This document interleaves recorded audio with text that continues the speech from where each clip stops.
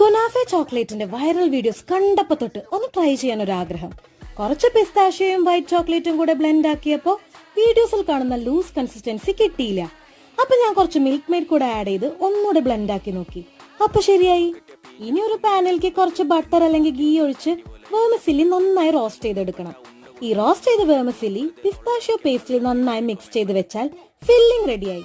ഇനി കുറച്ച് dark chocolate melt ആക്കി എടുത്താൽ നമുക്ക് വേണ്ട ഇൻഗ്രീഡിയൻസ് എല്ലാം സെറ്റായി.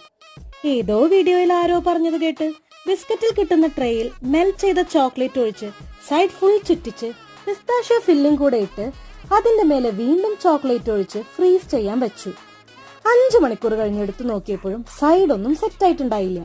പിന്നെ പിറ്റേ ദിവസം എടുത്ത് നോക്കിയപ്പോഴും അൺമോൾഡ് ചെയ്യാൻ പറ്റില്ല. അങ്ങനെ കുനാഫെ ചോക്ലേറ്റ് ബാർ ഞാൻ ഉണ്ടാക്കി വന്നപ്പോ കുനാഫെ ടബായി മാറി. എന്താലേ, പക്ഷെ ടേസ്റ്റ് വൈസ് അടിപൊളിയായിരുന്നു കേട്ടോ.